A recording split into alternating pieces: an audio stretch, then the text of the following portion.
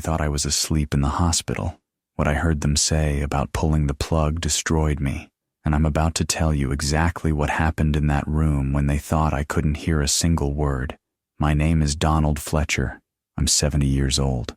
I live in Cedar Rapids, Iowa, and for 45 years I built things, supervised crews, poured foundations, framed houses that are still standing today. I was never the kind of man who scared easily, but what I'm about to tell you isn't about fear. It's about betrayal, the kind that only reveals itself when someone thinks you're not listening anymore. It was a Tuesday morning, July 20th, Methodist Medical Center, room 412. I'd been out of emergency heart surgery for maybe 36 hours. The machines were still doing most of the work, a ventilator pushing air into my lungs, IV dripping something cold into my arm, monitors beeping in that steady rhythm that means you're alive but barely. The room smelled like antiseptic and something metallic I couldn't place. There was a window to my left, but I couldn't turn my head to see it. I could hear everything, every word, every footstep, every whispered conversation they thought I was too far gone to understand. That's the thing about certain post-surgical complications. And believe me, I'll explain exactly what the doctors told me later. Sometimes your brain wakes up before your body does. You're trapped inside yourself, conscious, aware, completely helpless. And that's when you learn who people really are. I'm telling you this story because it changed everything I thought I knew about my wife of 8 years. Her name was Judith, pretty woman, 53 years old when we married. I was 62, a widower, didn't think I'd marry again. She seemed kind, attentive, said all the right things about wanting a partner for the second half of life. I was wrong about her. Before we go any further, do me a favor.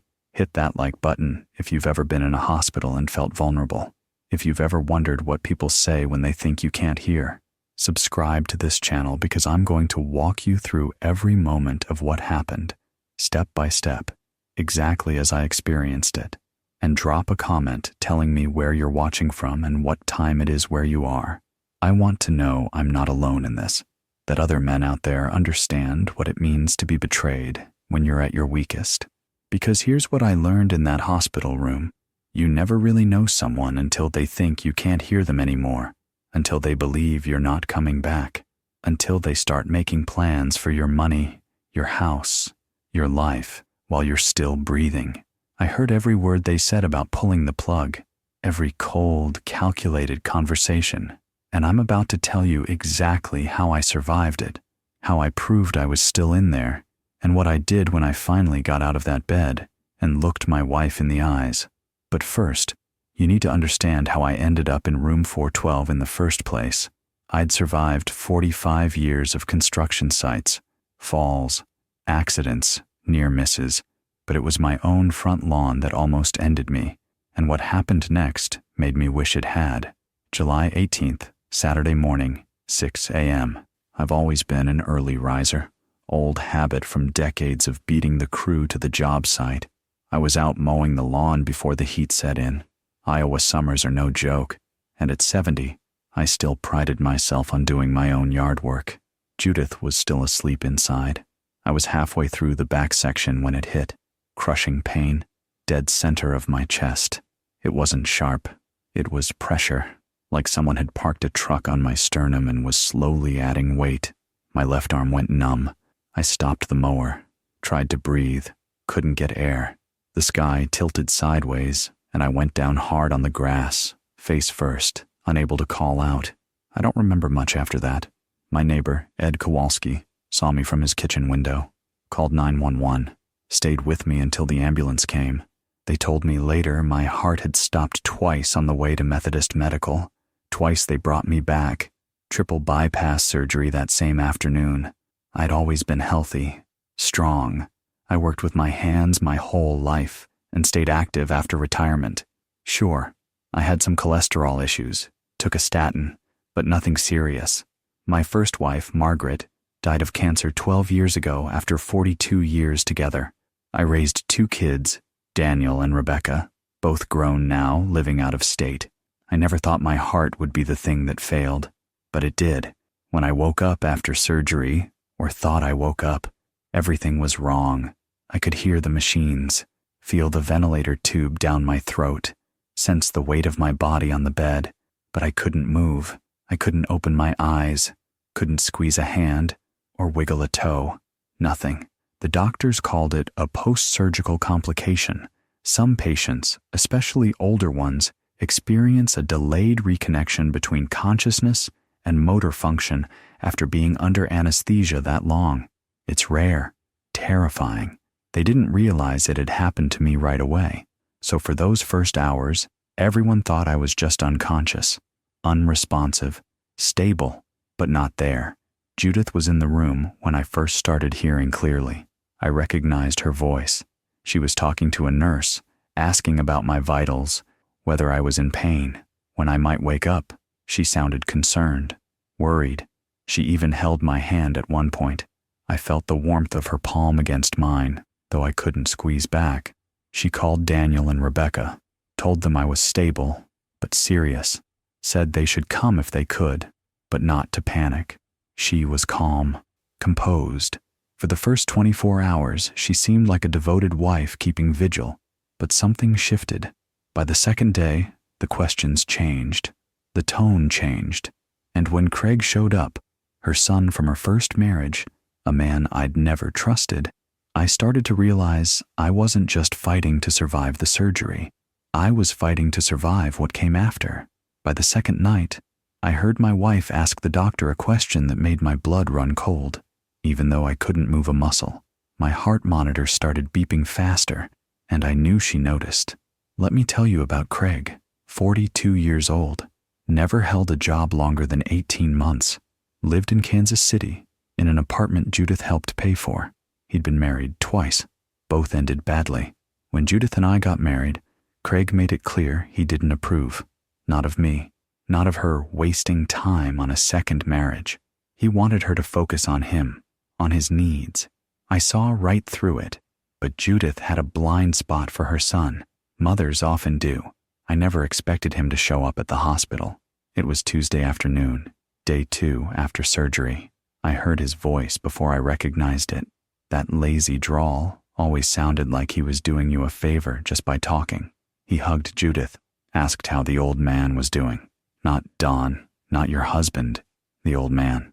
Judith told him I was stable, but unresponsive, that the doctors were monitoring me closely, that it could go either way. Either way, Craig repeated, like it was a coin flip, like I was already half gone. They stood at the foot of my bed. I couldn't see them, but I could feel their presence, hear every word. How long do they keep him on the machines? Craig asked. Judith hesitated. They said it depends. Could be days, could be weeks. They don't know yet if there's brain activity. That was a lie. The doctors hadn't said that. I'd heard them talking to her just that morning. They'd told her my scans looked good, that sometimes recovery from anesthesia just took time in older patients. But she was reframing it, making it sound worse than it was. What happens if he doesn't wake up? Craig's voice was quieter now. Careful. There are decisions to make, Judith said. Legal things, medical directives. Did he have a will? My heart rate spiked. I felt it. The sudden rush of adrenaline my body could still produce even if it couldn't move. The monitor beeped faster, louder. Judith noticed. His heart rate just jumped, she said, stepping closer. A nurse came in, checked the monitor. Sometimes they fluctuate, she said. It doesn't necessarily mean he's in distress. Could just be a dream state. The nurse left. The beeping slowed. Judith and Craig went quiet for a moment. Then Craig spoke again, lower this time. You need to be smart about this, Mom. If he's got kids from the first marriage. I know. Judith cut him off. I've already talked to a lawyer. Quietly, just to understand my position. I wanted to scream. I wanted to rip the tubes out of my throat and sit up and throw them both out of the room. But I couldn't. I was a prisoner in my own body, listening to my wife and her son discuss my estate like I was already dead. Be patient, Judith said. We'll see what the doctors say in the next few days. If he doesn't improve, she didn't finish the sentence. She didn't have to. Over the next 24 hours, I started paying closer attention. Every conversation, every question Judith asked the doctors, every time she left the room and came back smelling like cigarette smoke, She'd quit years ago, or so she'd told me. Stress, I guess, brings back old habits. Or maybe it was never really about stress. She asked the neurologist about brain damage, about quality of life, about what meaningful recovery looked like for a 70-year-old man with heart disease. The neurologist was patient, professional. He explained that I was stable, that these things took time, that rushing to conclusions helped no one. But Judith kept pressing. I just need to understand the realistic outcomes, she said. I don't want him to suffer. I didn't believe her, because at night, when the nurses changed shifts and the hallway went quiet, I'd hear her on the phone in the corner of the room, talking to Craig, talking to someone named Linda, her friend, I assumed. Or maybe the lawyer she'd mentioned. If he's in a vegetative state, they can't keep him on machines forever, she said once. There are protocols. Families make these decisions all the time. My blood pressure spiked that time. The monitor went off. A nurse came in, adjusted something, reassured Judith I was fine. But I wasn't fine. I was trapped in a nightmare where the person who was supposed to protect me, who'd stood beside me at the altar 8 years ago and promised to love and cherish me in sickness and in health, was actively planning my exit.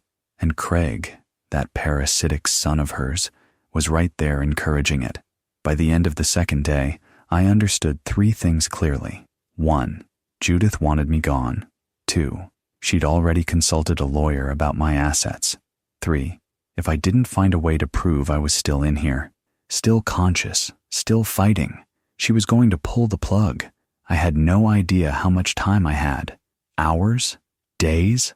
The doctors said recovery was unpredictable. Judith was being patient, but I could hear the impatience underneath. She was waiting for the right moment, the right medical justification. I had to wake up. I had to move. I had to do something, anything to show them I was still here. Because if I didn't, I was never leaving room 412 alive, and Judith would walk away with everything. When my wife laughed and called me a stubborn old bastard, the machine next to my bed started screaming, and for a split second, I saw fear flash across her face before she pressed the call button and played the worried wife again. It was night 3, Wednesday, around 10 p.m. The hospital quieted down after visiting hours. Just the hum of machines, distant footsteps in the hallway, the occasional beep from another room. I heard Judith talking to the night nurse. Her voice had that soft, concerned tone she'd been using since the surgery. I'd like some private time with my husband, she said, just to talk to him. I've read that coma patients can sometimes hear familiar voices. I wasn't in a coma, but they didn't know that yet. The nurse was kind, understanding. Of course, Mrs. Fletcher. Take all the time you need. I'll be at the station if you need anything. The door closed. The room went quieter. I heard Judith walk to the window, heard the blinds adjust. Then her phone. A text, maybe. 30 seconds later, footsteps in the hallway. Craig, she's gone? He asked, stepping into the room. For at least an hour, Judith said. Close the door. The lock clicked. That soft metallic sound that told me I was alone with them. Completely alone. Any change? Craig asked. None. Doctors say he might have severe brain damage even if he does wake up. Her voice was different now. Flat. Businesslike. They're saying things like cognitive impairment and long-term care. That was a lie. Dr. Patel had said nothing of the sort. He'd been cautiously optimistic that morning, telling Judith that my vitals were strong and recovery was still very possible. But she was rewriting it, shaping a narrative. What about the will? Craig asked. Judith actually laughed, a short, sharp sound that hit me like a punch. He signed everything over to joint ownership 2 years ago. The house, the accounts, everything. I told him it was for estate planning, made it sound romantic. 2 people becoming one, all that nonsense. So if he dies, it's all mine, clean and simple. I felt my heart rate spike. The anger, pure white-hot rage, surged through me, even though I couldn't move. The monitor next to my bed started beeping faster, louder. Judith stopped talking. What's that? Craig said. His heart rate. It jumped. They both went silent. I could feel them staring at me, at the monitor, trying to figure out if it meant something. The beeping got louder, more urgent. Should we call someone? Craig's voice had an edge of panic. Judith walked closer to the bed. I felt her presence, smelled her perfume, the same one she'd worn on our wedding day. Dawn? She said, soft again, performative. Honey, it's okay. You're safe. The monitor kept screaming. She pressed the call button. The nurse arrived within seconds. What happened? I don't know, Judith said, and her voice was perfect. Worried, confused, helpless. I was just talking to him and the machine started going off. The nurse checked the monitor, checked my vitals, adjusted something on the IV. Sometimes the heart rate fluctuates, she said. Could be a stress response, even in unresponsive patients. Dreams, neural activity we don't fully understand. She looked at Judith. Were you talking about anything upsetting? No, Judith said smoothly. Just telling him I love him, that he needs to come back to me. The nurse smiled, sympathetic. Keep doing that. Familiar voices help. She left. The door closed again. Judith waited 30 seconds. Then her voice dropped back to that cold, business-like tone. That was close, she said. Maybe he can hear us, Craig said. He can't. The doctor said he's unresponsive. Brain activity doesn't mean consciousness. She paused. But we should be more careful. Let's not talk specifics here anymore. When do we move forward? Soon, Judith said. Another few days. Make it look right. I lay there, trapped, burning with fury and helplessness, listening to my wife plan my death like it was a grocery list. And for the first time since the heart attack, I wasn't sure which would kill me first, the surgery or the betrayal. When my wife calculated my net worth down to the penny and called me a burden, I finally understood. I hadn't married a partner. I'd invited a vulture into my home. They didn't leave right away. Craig stayed another 20 minutes, and they kept talking, quieter now, more careful, but still loud enough for me to hear every single word. Judith walked Craig through the estate, like she was reading a balance sheet. The house is paid off, she said, worth about $340,000 in the current market. His pension is $4,200 a month. That continues for me as a surviving spouse. Life insurance is $250,000, paid out within 30 days of death certificate. Savings account is around $180,000, most of it from when he sold his share of the construction business 5 years ago. Craig whistled low. That's over $700,000, plus the pension. Plus, I won't have the expense of keeping him, Judith said. Medical costs, long-term care if he ends up needing it. That could drain everything.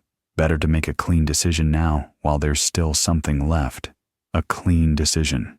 She was talking about killing me like it was a financial strategy. When can you make the call? Craig asked. About life support? Not yet. It has to look right. If I push too fast, people ask questions. His kids might even get involved. Daniel and Rebecca? Craig's voice was dismissive. When's the last time either of them visited? Exactly, Judith said. They haven't been here in 2 years. Barely call. They won't contest anything. Hell, they probably won't even come to the funeral. That stung. Not because it was entirely untrue. My kids had their own lives, their own families, and Iowa was a long way from where they'd settled, but because Judith had actively discouraged their visits, always had an excuse why it wasn't a good time, always made them feel unwelcome. I'd noticed it, never confronted her about it, figured it was just blended family awkwardness. Now I understand. She'd been isolating me. So what's the timeline? Craig pressed. Another week, maybe. Let the doctors run their tests. Let them see he's not improving. Then I'll start asking the hard questions. Quality of life, long-term prognosis, whether it's humane to keep him on machines. I'll play the grieving wife who's trying to do the right thing. And they'll let you decide? I'm his spouse. Medical power of attorney defaults to me unless he specified otherwise, which he didn't. I'll consult with doctors, maybe bring in a social worker to make it look thoughtful. Then we withdraw support. He'll go quietly. The casual certainty in her voice was the worst part. She wasn't angry. I wasn't emotional. This was just a problem she was solving, an obstacle she was removing. What about after? Craig asked. After we wait a respectful amount of time. 6 months maybe. Then I sell the house, move somewhere better, maybe Arizona, somewhere warm, You can come with me if you get your act together, but no more of this drifting from job to job. I'm not supporting a 42-year-old child forever. I'll figure it out, Craig said. Once we're clear of this. We will be, Judith said. Don was always a stubborn old bastard, but he finally did something useful. Signed the right papers. Had a heart attack at the right time. Sometimes things just work out. I wanted to scream. I wanted to tear the tubes from my throat and sit up and show her I could hear every word, that I was still here, still alive, still capable of stopping her, but I couldn't. All I could do was lie there and listen. I should go, Craig finally said. Don't want to be here when the next nurse checks in. Good, I'll stay a little longer. Play the part. They hugged. I heard Craig's footsteps cross the room, heard the door open and close. Judith stayed. She walked to my bedside. I stood there for a long moment. I felt her looking at me, examining me like I was already a corpse. You were supposed to be different, she said quietly, almost to herself. But you're just like every other old man I've known. Stubborn, set in your ways, on the way. Then she left. The room went silent, except for the machines, and I lay there in the dark, my mind racing, my body frozen, knowing I had maybe days, maybe less, before Judith convinced a doctor I wasn't worth saving. I had to find a way to communicate. I had to prove I was still in here, because if I didn't, she'd win, and I'd die knowing the woman I'd loved had murdered me for money.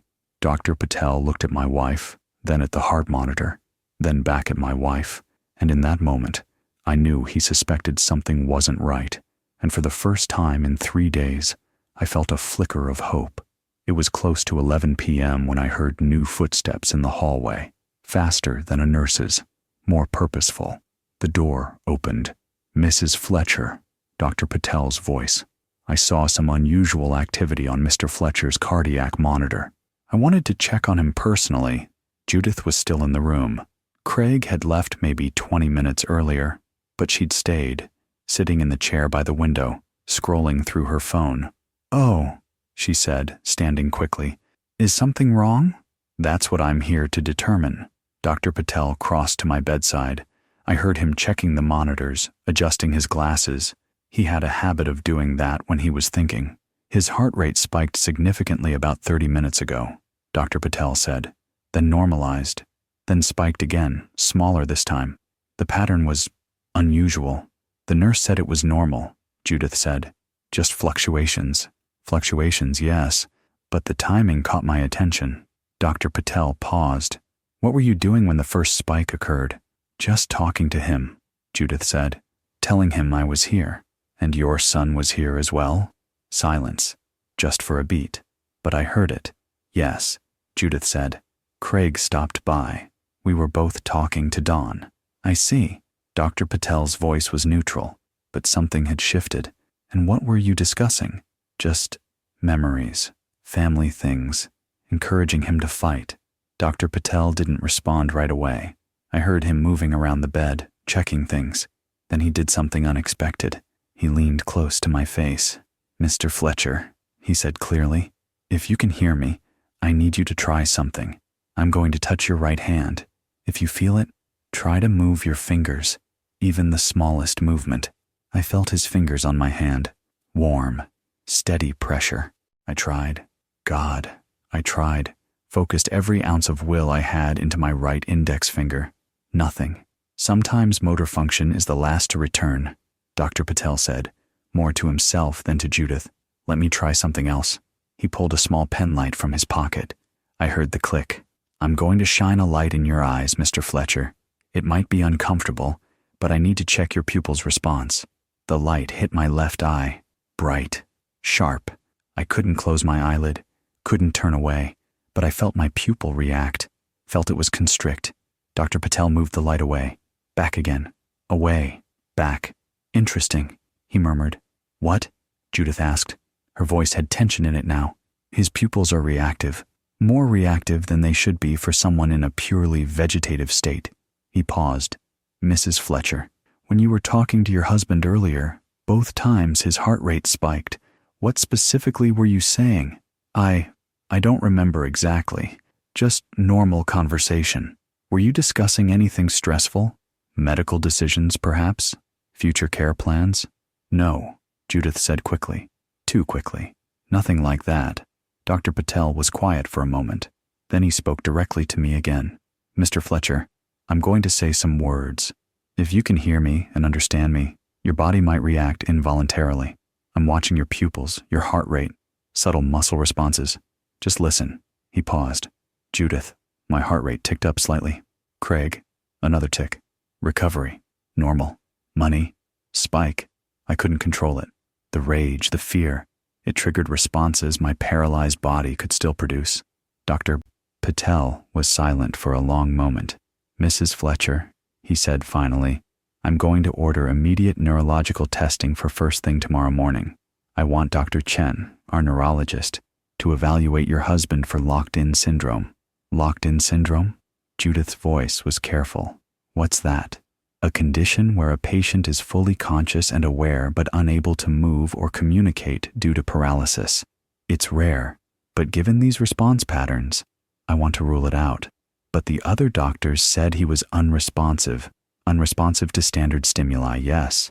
But there are degrees of consciousness we can't always detect without specialized testing. If your husband is experiencing locked-in syndrome, he can hear everything we're saying. He's aware. He just can't respond in the ways we typically expect. I could almost feel Judith's panic. When will you know? She asked. Tomorrow morning. Dr. Chen will run a full battery of tests. Eye tracking, reflex response, brain imaging. If he's in there, we'll find him. And if he is aware, what does that mean for his recovery? It means we focus on rehabilitation, communication therapy, finding ways for him to interact with the world. Some locked-in patients recover significant motor function over time. Others learn to communicate through eye movements, computer interfaces. The brain is remarkably adaptive, but the quality of life. Dr. Patel's voice went firm, cold even. Mrs. Fletcher, if your husband is conscious and aware, then his quality of life is something he gets to evaluate, not us. Our job is to help him communicate so he can make his own decisions about his care. Understood? Of course, Judith said. I just want what's best for him. Then we'll find out what that is tomorrow. Dr. Patel stayed another 10 minutes, checking vitals, making notes. Judith stood by the window, silent. When he finally left, Judith didn't say a word. She grabbed her purse and walked out without looking back at me. And I lay there in the dark, my heart pounding, knowing that tomorrow I might finally have a chance to prove I was still here, that I'd heard everything, that she wasn't going to get away with this. Dr. Patel had suspected. He'd tested me. He'd seen the patterns. For the first time since I'd woken up trapped in my own body, I wasn't alone anymore. Someone believed I was still in here, and tomorrow I was going to prove it. When I blinked once for yes, and the neurologist said, he's in there, fully conscious, I watched my wife's face drain of color, and I knew she understood her plan had just fallen apart. Thursday morning, 7 a.m., I heard Dr. Chen arrived with Dr. Patel. She introduced herself, calm voice, professional, the kind of person who'd spent years learning to read the smallest signals from patients who couldn't speak. Judith was already in the room. She'd arrived early. I'd heard her come in around 6:30, probably wanted to be present, to control the narrative if she could. Mrs. Fletcher, Dr. Chen said, we're going to run some tests on your husband. They'll take about 90 minutes. You're welcome to stay, but I need you to remain quiet so I can focus on his responses. Of course, Judith said. Dr. Chen started with the basics. Pen light in my eyes, checking pupil response. Reflex tests, tapping my knee, my elbow. I couldn't feel most of it, but she was documenting everything. Then she moved to communication. Mr. Fletcher, she said, leaning close so I could see her face even though I couldn't turn my head. I'm going to ask you yes or no questions. If you can understand me and you want to answer yes, blink once. For no, blink twice. Can you try that for me? I focused everything I had on my left eyelid. Blink. Good, Dr. Chen said. Let's try again. Are you in pain right now? Blink. Blink. No. Excellent. Can you hear me clearly? Blink. Yes. Dr. Chen glanced at Dr. Patel. Something passed between them. Confirmation. Validation. Mr. Fletcher, are you aware of where you are? Blink. Yes. Do you know what happened to you? Blink. Yes. She continued for another hour, asking about my awareness, my ability to understand complex instructions, my sense of time. I answered every question. Sometimes it took me a few tries. Blinking is harder than you'd think when your whole body is locked down, but I got through it. Then she brought out an alphabet board. We're going to try something more advanced, Dr. Chen said. I'm going to point to letters. When I reach the letter you want, blink once. We'll spell words this way. It'll be slow, but if you're patient, we can communicate. Understand? Blink. Yes. She started with something simple. Spell your name. D-O-N. Perfect, she said. You're doing beautifully, Mr. Fletcher. I saw Judith shift in her chair. She was watching, silent, but I could feel the tension radiating off her. Finally, after 90 minutes of testing, Dr. Chen stepped back. Dr. Patel, your instinct was correct. This is textbook locked-in syndrome. Mr. Fletcher is fully conscious, cognitively intact, and capable of communication. He's been aware this entire time. Judith's face went white. Fully conscious? She said. Yes, Dr. Chen said. He can hear us, understand us. He's simply paralyzed. But with therapy, we can work on motor recovery. And in the meantime, we'll establish better communication systems. Dr. Patel looked at Judith. Mrs. Fletcher, your husband is very much alive and aware. We'll be focusing all our efforts on recovery, not end-of-life planning. I trust that's clear. Judith nodded.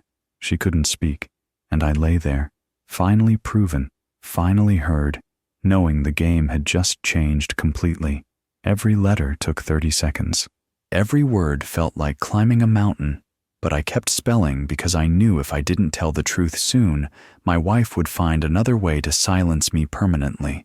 Over the next 4 days, I worked harder than I'd ever worked in my life. Speech therapists came twice a day. An occupational therapist came once. They brought eye-tracking boards, computer systems, anything that might help me communicate faster than the agonizingly slow blink-by-blink method. The eye-tracking was better. They'd set up a screen with a grid of letters, and I'd focus my gaze on each one to spell words. Still slow, maybe a word every 2 or 3 minutes, but better than blinking. My first full sentence took 45 minutes. I can hear everything. The therapist smiled. Yes, Mr. Fletcher, we know. That's why we're here. Judith visited every day, played the devoted wife whenever staff were around, brought flowers, sat by my bed reading aloud from the newspaper like she actually cared whether I knew what was happening in the world. But I saw the panic underneath. She started asking doctors different questions now, not about end of life, about recovery timelines, about what full recovery might look like, whether I'd ever be able to speak again, walk again, live independently. And she started making phone calls in the hallway. I couldn't hear the full conversations, but I caught pieces when she came back in. Yes, I understand the legal implications. No, I haven't discussed long-term care facilities yet. It's too soon. The advance directive question is complicated now that he's showing consciousness. She was scrambling, trying to figure out her next move. On Saturday, she brought a lawyer to the hospital, introduced him as someone helping with our estate planning, just routine updates. He asked if I was comfortable, if I needed anything, the kind of surface-level questions that sounded caring but weren't. Dr. Patel happened to walk in during that visit. Mr. Fletcher has sufficient cognitive function to make his own legal decisions, Dr. Patel said firmly. Any documents he might sign now would need to be done with proper witnesses and likely a medical evaluation to confirm capacity. I'd strongly advise against conducting legal business during acute recovery. The lawyer nodded, made some excuse about just stopping by to say hello, left quickly. Judith didn't bring him back, but she did start talking about transferring me to a specialized facility for long-term care, somewhere with better resources for locked-in syndrome patients, somewhere farther away. I knew what she was doing, trying to isolate me again, get me away from Dr. Patel, from the medical team that knew I was aware. I had to tell someone, Had to get the truth out before she found a way to move me or silence me or God knows what else. On Sunday evening, Dr. Patel came by for rounds. Judith had left for the night. She'd started going home to sleep and couldn't keep up the vigil act indefinitely. Dr. Patel checked my vitals.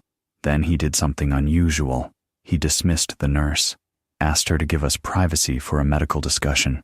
When she left, he pulled a chair close to my bed. "Mr. Fletcher," he said quietly, "I need to ask you something, and I need you to answer honestly. Do you feel safe with your wife?" I looked at the ceiling, at the alphabet board mounted there for my use. Then I moved my eyes to spell, blink for each letter. N-O. Dr. Patel's expression went grave. "Is there something you need to tell me?" I looked at the board again. Y-E-S. "Tomorrow," he said. "I'll arrange a private session. Just you, me, and a witness for documentation. Can you wait until tomorrow?" Blink. "Yes." "Good," Dr. Patel said. "Whatever it is, I'm listening, and I'll make sure the right people know." He left, and I spent that night rehearsing in my mind exactly what I was going to spell, word by agonizing word. The truth was coming out. When I finished spelling "she wanted me dead for money," Dr. Patel set down his tablet, looked me straight in the eye, and said, "Mr. Fletcher, I believe you, and I'm going to make sure everyone else does too." Monday morning, 9 a.m., Dr. Patel arrived with a nurse I'd seen before, Margaret, an older woman who had been working at Methodist for 30 years according to the badge she wore. "Mrs. Fletcher," Dr. Patel said, "I need to conduct a private medical assessment with your husband this morning. Standard protocol for locked-in patients. We need to evaluate psychological state, cognitive function, things that require patient confidentiality." Judith hesitated. "I'd like to stay." "I understand," Dr. Patel said, "but HIPAA regulations require patient privacy for these evaluations. Unless the patient specifically requests family presence, it should take about 2 hours. You're welcome to wait in the family lounge or come back later." She had no choice, not without making it obvious she was trying to control my access to doctors. "I'll go get coffee," she said. "Call me when you're finished." The door closed behind her. Dr. Patel waited 30 seconds. Then he locked the door. "Mr. Fletcher," he said, "Margaret is here as a witness. Everything you tell me will be documented in your medical record as a direct patient statement. Whatever you need to say, take your time. We have as long as you need." He set up the eye-tracking board on the tablet, adjusted the angle so I could see it clearly. "Start whenever you're ready." I began spelling, letter by letter, word by word. Night 3, Judith and Craig. They thought I was unconscious. Dr. Patel watched the screen. Margaret stood beside him, taking notes by hand as backup documentation. Judith laughed, called me stubborn old bastard, said I did something useful by having heart attack. 30 seconds per letter, minutes per word. But I kept going. They discussed my estate. House $340,000, pension $4,200 monthly, life insurance $250, savings $180. Dr. Patel's jaw tightened. Judith said I signed everything to joint ownership. Estate planning, she called it. Margaret made a small sound. Disgust, maybe, or anger. Craig asked when they could pull plug. Judith said wait respectable time, maybe 1 week, then talk to doctors about humane options. I had to pause. The rage was building again, making it hard to focus. Dr. Patel noticed. "Take your time," he said. "Breathe. We're not going anywhere." I continued. Judith said my kids would not contest, have not visited in years, said I was burden in the way of her real life. She wanted me dead for money. The screen went still. I'd said it. All of it. The core truth I'd been carrying for 8 days, trapped and helpless and terrified. No one would ever know. Dr. Patel set down the tablet. He looked at me, really looked at me, not at the machines or the charts, but at me, the man inside the broken body. "Mr. Fletcher," he said, "I believe you, and I'm going to make sure everyone else does too." Margaret was already writing. Her handwriting was fast, efficient, filling pages with everything I'd spelled. "This constitutes a report of potential elder abuse," Dr. Patel said. "Possibly conspiracy to commit fraud, possibly worse depending on how the legal system interprets intent." I'm documenting everything you've told me in your medical chart as a direct patient statement made under conditions of cognitive clarity and without coercion." He paused. "I'm also going to contact the hospital administration immediately. You need a patient advocate assigned to you, someone whose only job is to protect your interests. And you need legal counsel, independent counsel, not anyone your wife might try to bring in." I blinked once. "Yes. Margaret, can you contact social services? I want a patient advocate in this room within the hour, and contact the hospital's legal department. Mr. Fletcher needs representation." "Already on it," Margaret said, pulling out her phone. Dr. Patel turned back to me. "I'm also going to recommend that your wife not be granted medical power of attorney. Given what you've disclosed, allowing her decision-making authority over your care would constitute a clear conflict of interest and potential danger to your well-being." He made notes on his tablet. "I'm ordering a psychiatric evaluation, not because I doubt your mental state, but because it will document your cognitive competence.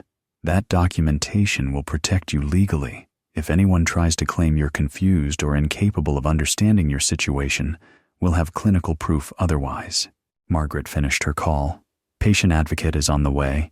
Legal is sending someone up this afternoon." "Good," Dr. Patel said. "Mr. Fletcher, I need to ask you one more question. Do you want your biological children contacted? Daniel and Rebecca?" I hadn't thought about that, hadn't wanted to drag them into this mess, but I was going to need allies, people who actually cared whether I lived or died. Blink. "Yes, I'll have the administration reach out to them. They should know what's happening." Dr. Patel stood. "You're not alone anymore," he said. "You were, for those first few days, and I'm sorry for that. But now you have an entire team whose job is to protect you and help you recover. Your wife doesn't get to make decisions for you. She doesn't get to control your care. And she sure as hell doesn't get to pull any plugs." Margaret handed him the handwritten notes. "This goes in the medical record immediately," he said. "Time-stamped, witnessed, unambiguous." He looked at me one more time. "We're going to get you through this, Mr. Fletcher. You survived the heart attack. You survived locked-in syndrome. And you're going to survive this, too." For the first time in 8 days, I actually believed it. The truth was out. The people who needed to know, knew. And Judith's plan was over. When the process server handed my wife divorce papers in the hospital cafeteria, I watched on the hallway security camera. And for the first time in 9 days, I felt like myself again. Dr. Patel worked fast. By Monday afternoon, he'd connected me with Margaret Holloway, a family law attorney out of Des Moines who specialized in elder abuse cases. She'd been practicing for 28 years, most of that time protecting vulnerable adults from the exact kind of predators I'd married. She arrived Tuesday morning with a court reporter and a tablet computer that made my communication easier. The hospital had upgraded my system, voice synthesis software that would speak what I typed with my eyes, still slow, but faster than spelling letter by letter. Margaret pulled a chair close to my bed. "Mr. Fletcher," she said, "I've reviewed the medical documentation Dr. Patel provided. I've read your statement. Before we proceed, I need to ask, do you want to pursue legal action against your wife?" I looked at the screen, typed with my eyes. "Yes. Divorce, protect assets, hold her accountable." The computer spoke it in a flat male voice. Not my voice, but close enough. Margaret nodded. "Then let's build your case." For the next 3 hours, I gave a full deposition. The court reporter documented everything. Margaret asked detailed questions, dates, times, exact words I'd heard, Judith's access to my finances, the timeline of our marriage, how joint ownership had been established. I told her about the estate planning meeting 2 years ago, how Judith had suggested consolidating everything to make things simpler, how she'd made it sound romantic, 2 people truly becoming one, sharing everything, no secrets. I'd been a fool. Margaret took notes on her legal pad. "Iowa law is very clear about financial exploitation of the elderly or disabled," she said. "What your wife discussed, deliberately planning to terminate life support for financial gain, combined with your direct testimony and medical documentation, that's attempted exploitation at minimum, possibly worse, depending on how a prosecutor might view intent. She paused. More immediately, it's grounds for divorce and complete asset protection. You were under duress. She was planning to benefit from your death. The court won't look kindly on that. What can we do now? I typed. Emergency motions, Margaret said. Today, I'm filing for an immediate restraining order preventing Judith from accessing any joint accounts. Asset freeze on everything. House, savings, investments, and I'm requesting the court appoint a temporary financial guardian for you until you've recovered enough to manage your own affairs. That guardian will be someone independent, not family. She looked at me directly. I'm also filing divorce papers. Iowa allows no-fault divorce, but we're going to make very clear why this marriage is ending. Attempted exploitation, conspiracy with her son, the IV incident. Yes, Dr. Patel told me about that. All of it goes in the filing. How long? I typed. The emergency motions? Judge can review them this afternoon. If approved, and they will be, Judith will be served tonight. The divorce itself will take 90 days minimum under Iowa law, but given the circumstances, I don't expect her to contest once she understands what we have documented. Margaret stood. Mr. Fletcher, you're doing the right thing, not just for yourself, but for every other vulnerable person who might have ended up in her sights down the road. People like Judith don't stop at one victim. By 5 p.m., the judge had signed the emergency orders. By 6 p.m., a process server was walking into the Methodist Medical Center cafeteria where Judith was having dinner, probably planning her next move. By 6:15, I was watching the hallway security monitor as Judith walked past my floor. She couldn't come in anymore. Hospital security had been notified, and I saw her face. Rage. Pure, undiluted rage.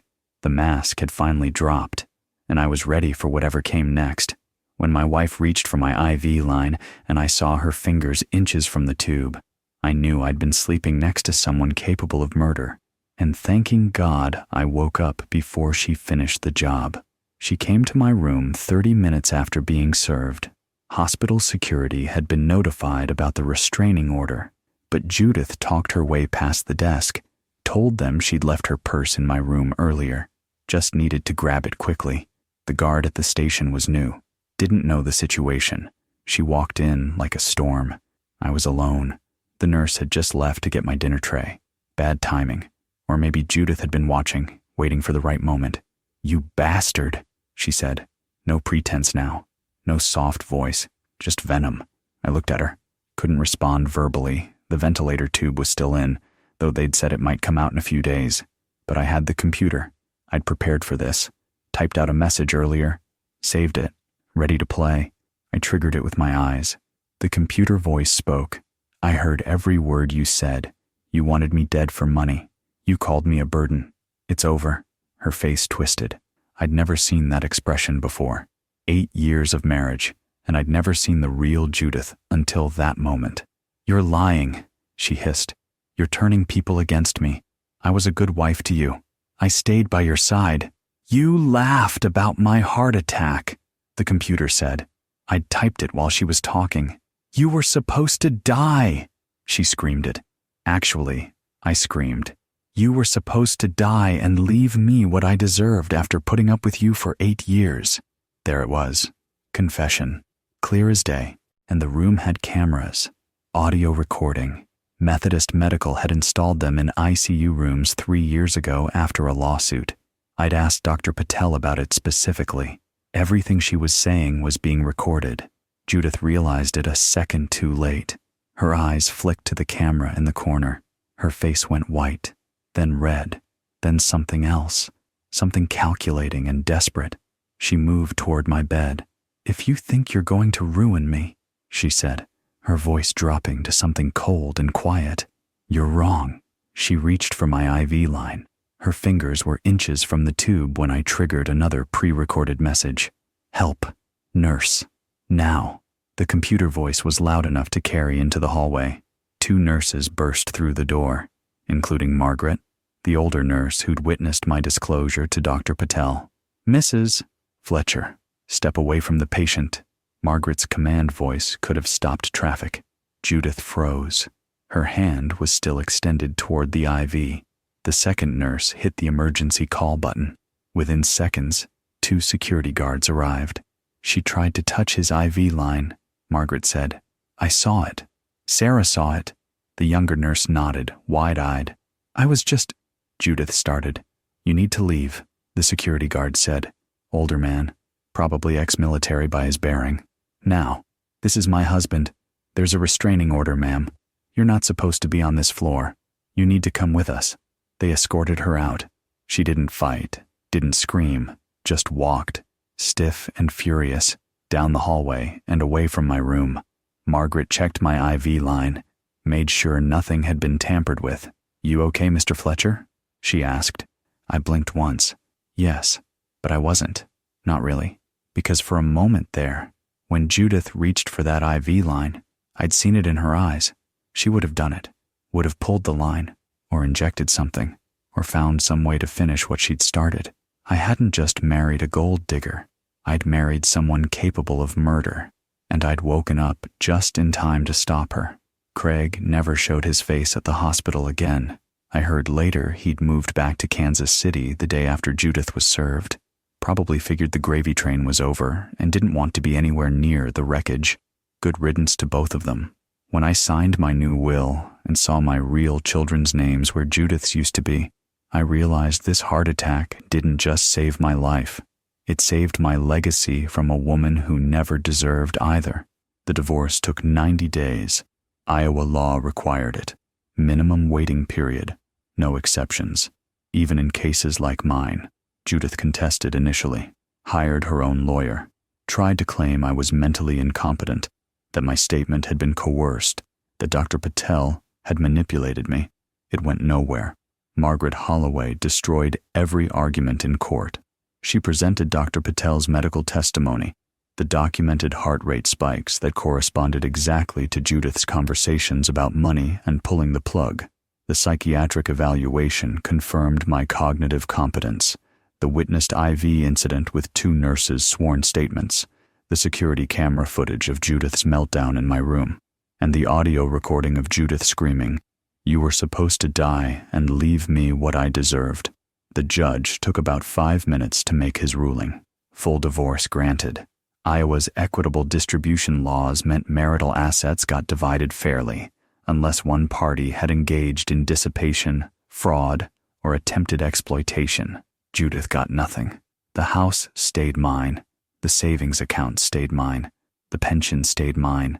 The life insurance stayed mine. She walked away with whatever she'd brought into the marriage 8 years ago, which wasn't much, and whatever she could carry in her car. I watched her leave from my hospital window. I didn't feel triumph, didn't feel vindication, just relief. While the divorce was being processed, I'd been working with physical therapists. The locked-in syndrome was gradually releasing its grip. First my fingers, tiny movements, then stronger, then my toes. By week 4, I could turn my head slightly. By week 6, I could speak a few words, though my voice was rough and weak. The ventilator came out on day 12. Best feeling of my life. Dr. Patel said full recovery would take months, maybe a year. Some deficits might be permanent. But I was alive, conscious, and getting stronger every day, strong enough to sign documents. Margaret brought the new will to my room on a Tuesday afternoon. I could hold a pen by then, though my signature looked like a child's scrawl. It didn't matter. It was legal, witnessed, notarized. I'd thought carefully about this, about what I wanted my legacy to be. 50% to my biological children, Daniel and Rebecca. They'd flown in the week after Dr. Patel called them, stayed for a few days, and was horrified by what Judith had done. We had some good conversations, cleared air that needed clearing. They were my kids. They deserved to inherit what I'd built. 40% to the Methodist Medical Center Cardiac Research Foundation, specifically designated in Dr. Patel's name. The man had saved my life twice, once with surgery, once with suspicion and integrity. I wanted his work to continue. I wanted other people to survive what I'd survived. 10% to Margaret Holloway's nonprofit, an organization that provided free legal services to elderly abuse victims who couldn't afford attorneys. Every penny accounted for. every dollar going somewhere meaningful. Judith's name wasn't anywhere in the document. It was like she'd never existed. Margaret witnessed my signature. "This is goodwill, Mr. Fletcher," she said. "Fair, thoughtful, protect the people and causes you actually care about." I managed a smile. It still felt strange on my face, muscles remembering how. "Thank you," I said. My voice was raspy but mine. "For everything. You fought for yourself," Margaret said. "I just helped with the paperwork." 3 months after my heart attack, I was discharged from Methodist Medical Center, moved back into my house, the house Judith had planned to sell so she could move to Arizona, started cardiac rehab, physical therapy, speech therapy, slowly rebuilt my life. And every morning when I woke up in that house, alone but free, I thanked God for Dr. Patel's suspicion, for locked-in syndrome giving me ears when I had no voice, for the truth coming out before it was too late. I'd survived, and my legacy was my own again. You're absolutely right. The later chapters feel like they shift genres from thriller, betrayal, to inspirational recovery story. Let me rewrite chapters 5 and 6 to maintain the thriller tension, emotional rawness, and authentic voice established in the first 4 chapters. Every step in physical therapy hurt. Every exercise was exhausting. But I kept going because the woman who tried to kill me was still out there somewhere, and I'd be damned if I'd give her the satisfaction of watching me fail. 4 months of rehabilitation, physical therapy 3 times a week, occupational therapy twice, speech therapy until my voice stopped sounding like gravel in a blender. The work was hell. Relearning to walk, grabbing parallel bars with shaking hands, shuffling forward 6 inches at a time, while a 25-year-old therapist named Josh told me I was doing great. I wasn't doing great. I was 70 years old, with dead legs and a rebuilt heart, trying to remember how to put one foot in front of the other. But I kept going, not because I was brave, not because I was motivated, because I was angry. Every time my legs buckled, I thought about Judith laughing, calling me a burden, calculating my net worth down to the penny. Every time my hands shook too hard to button my own shirt, I thought about her reaching for my IV line. Every time I wanted to quit, I thought about Craig asking when they could pull the plug. Anger is a hell of a motivator. The therapists didn't know that, of course. They saw a determined old man working hard to recover. They praised my positive attitude and my fighting spirit. What they were seeing was rage converted to repetitions. 3 months in, I could walk without the parallel bars. I still needed a cane, still shuffled like my grandfather used to, but I was mobile. 4 months in, I was driving again. Short trips, grocery store, pharmacy, therapy appointments. But independence meant everything. My kids visited more in those 4 months than they had in the previous 5 years. Daniel flew in from Oregon twice. Rebecca came from Texas 3 times. We had hard conversations. About Judith, about the distance that had grown between us, about how I'd let a stranger push my own children to the edges of my life. "We tried to tell you," Rebecca said during one visit. "We didn't trust her.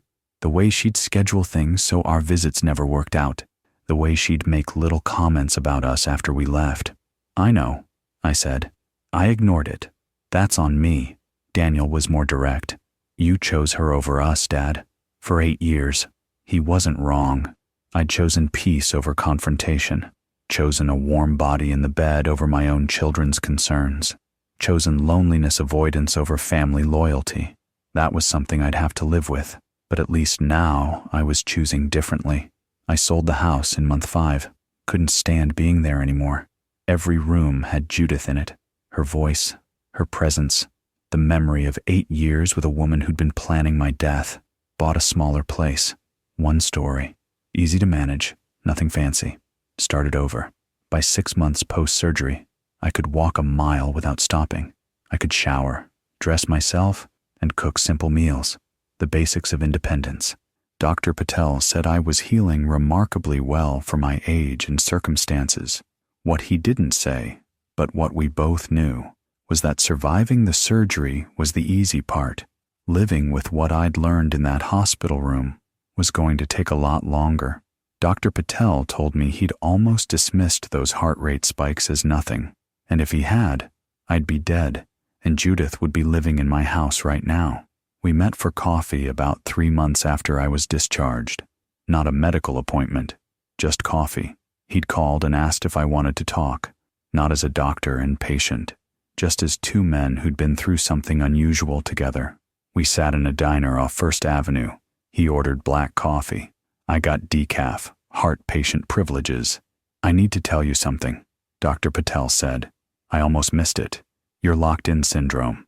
Those heart rate spikes during your wife's visits, I almost wrote them off as normal fluctuation." "But you didn't," I said. "No, but it was close." He stirred his coffee, not looking at me. "I had a patient 2 years ago. Elderly woman, post-stroke, and family said she was unresponsive. We treated her that way for 3 days, before a night nurse noticed her tracking movement with her eyes. By then, the family had already started discussing end-of-life options." He looked up. "She died a week later. Natural complications. But I've always wondered if we'd caught it earlier, if I'd been paying closer attention, whether she might have had more time, whether she'd been trapped in there, listening to her family plan her death, just like you were." The coffee sat untouched between us. "When I saw your heart rate spike that night," he continued, "something clicked. The timing, the pattern. Your wife and her son had just been in the room. The spike happened during their visit, normalized after they left. It was too consistent to ignore." "You saved my life," I said. "I did my job," he said. "Barely, and I was lucky that I was paying attention that particular night." We sat in silence for a moment. "The research foundation you established," Dr. Patel said. "I'm going to use it to train other doctors, to recognize the signs we almost missed with you, so the next locked-in patient doesn't spend days or weeks trapped while their family makes decisions about their life." "Good," I said. "But I need you to know something, Mr. Fletcher. What your wife did, what she tried to do, that's not uncommon. Elder financial abuse is one of the fastest growing crimes in America, and it almost always comes from family members or spouses, people the victim trusts." "I don't trust Easy anymore," I said. "Good," Dr. Patel said. "That might keep you alive." We finished our coffee, shook hands, made plans to meet again in a month. As I drove home, I thought about that other patient, the elderly woman who'd been trapped, aware, listening. I'd gotten lucky. She hadn't, and Judith had almost made sure I joined her. I'm 70 years old. It's been 6 months since that hospital room, and I still check over my shoulder when I'm out in public, because knowing someone wanted you dead doesn't go away just because the divorce papers are signed. 6 months since the heart attack. Half a year since I heard my wife laugh about my death. Since I lay paralyzed, listening to her plan my murder for money. People keep asking if I'm back to normal. I'm not. Normal died in room 412 at Methodist Medical Center. What came out of that room was something different. I live alone now. Smaller house, 1 story, easier to manage. I cook my own meals, do my own laundry, and take care of myself. The independence I fought for in physical therapy, I guard it like a religion now. My kids visit when they can. We're rebuilding, slowly. 8 years of Judith's subtle sabotage doesn't heal overnight. There's still awkwardness, still things unsaid, still hurt on both sides. But we're trying. That's something. I see Dr. Patel monthly for checkups. We grab coffee sometimes after appointments. He's become something close to a friend, though I'm not sure I trust that word anymore. Friend, partner, wife. Those words meant something different before Judith. I volunteer at the cardiac rehab center twice a week, help other old guys through the same exercises I did, listen when they're scared, tell them it gets better. I don't tell them why I'm really there. I'm there because sitting alone in my house gives me too much time to think, too much time to replay those conversations, to hear Judith's laugh, to feel Craig's presence at the foot of my bed, asking when they could pull the plug. Staying busy keeps the nightmares manageable. I heard Judith left Iowa. Someone said Florida. Someone else said Arizona. I don't know, and I don't care. The restraining order is still active. The divorce is final. Her name isn't on anything I own. That's all that matters. Craig disappeared completely, ran back to whatever hole he crawled out of. Good. People ask if I'm dating, if I'm thinking about finding someone. The answer is no. Not because I'm bitter, not because I've given up on companionship, because I don't trust my own judgment anymore. I let Judith into my life, into my home, into my bed, gave her access to everything I'd built over 45 years of hard work, and she tried to kill me for it. What does that say about my ability to read people, to choose partners, to protect myself? So I'm alone, and I'm okay with that. Better alone than dead, better isolated than trapped in my own body again, listening to someone I love plan my funeral. The heart attack should have killed me.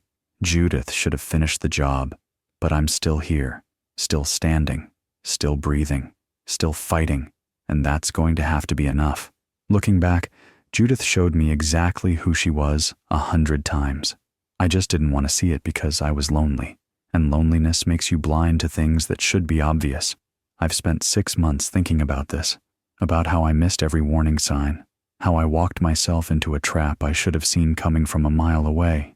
The red flags were there from the beginning. She isolated me from my children.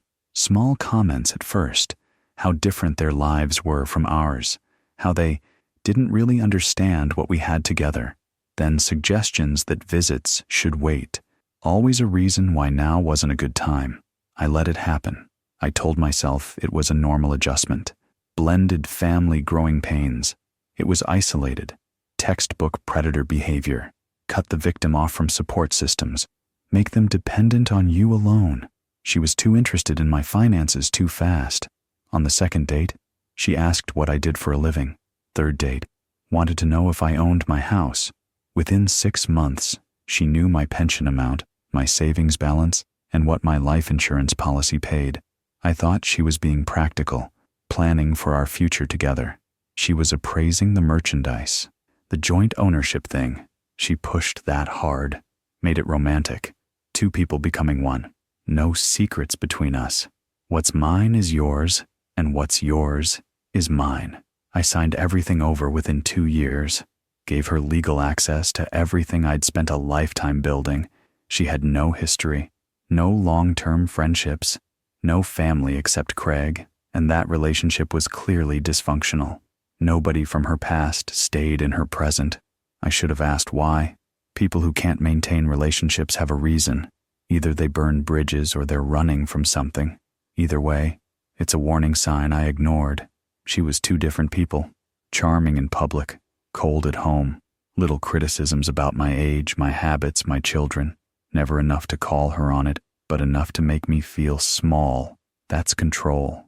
Undermining your confidence so you're easier to manipulate.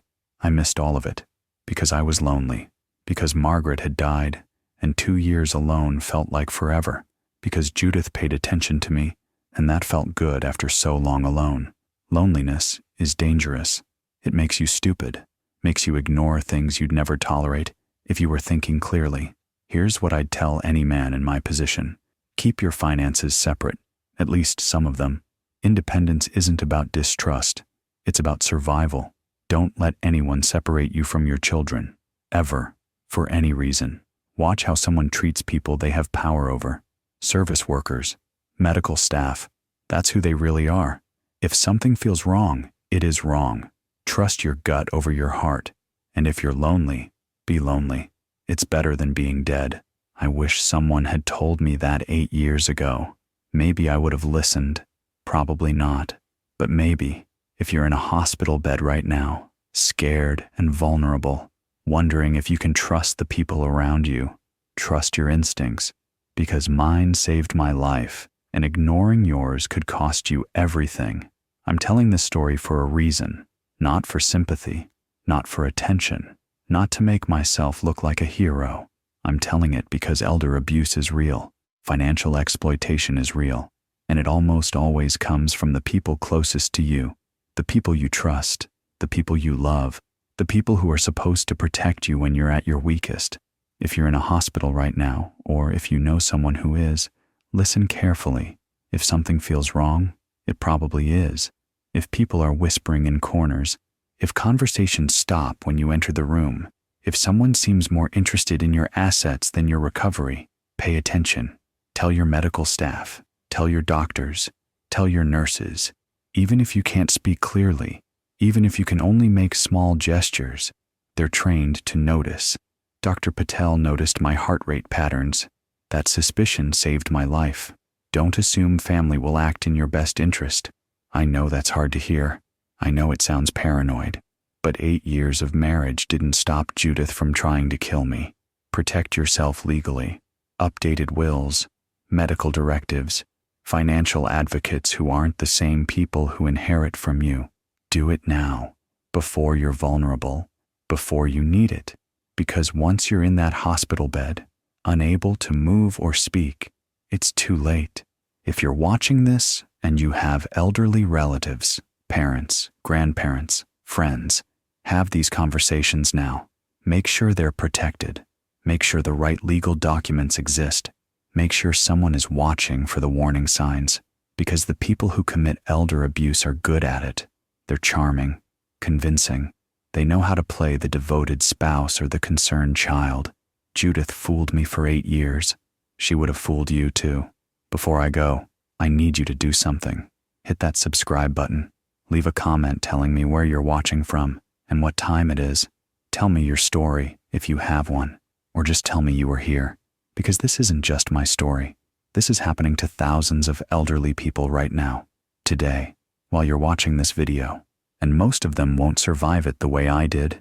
Most of them won't have a Dr. Patel who pays attention.